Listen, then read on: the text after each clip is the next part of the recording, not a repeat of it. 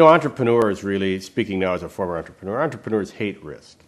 What you really want to know is you don't really want to walk on water. You just would like to know where the rocks are so that you can appear to walk on water and get paid a little extra value for having that specific piece of knowledge.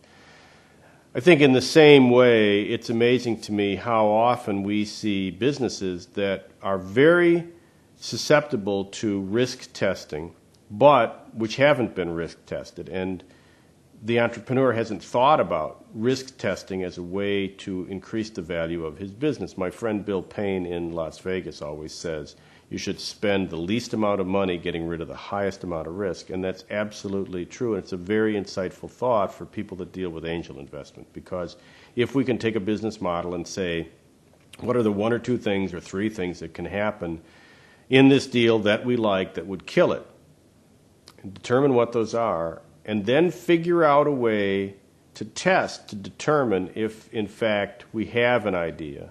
It really enhances the value of the business and allows you to then invest perhaps the second round at a higher valuation. An example of that kind of risk-based planning is we recently saw a business that was selling a system to health insurers that would lower the amount of payments they were making incorrectly to physicians and to healthcare providers in general. So the idea was to lower the cost to health insurers by more correctly paying physicians on the basis of what the deal was instead of what the bill happened to be. And the question is, does this software actually do this, or will this very early software actually do this?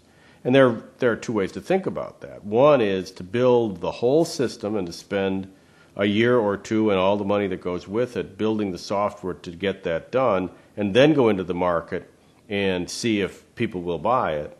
The other obvious way to do that is to build a prototype and to run very quickly, and then to run prospective customer data through your prototype to prove that it works, which then says, well, now we can quantify what that savings is to the end user customer, which is going to help us decide investment level and pricing and a whole bunch of other things. And the faster we can know that, the better off we are.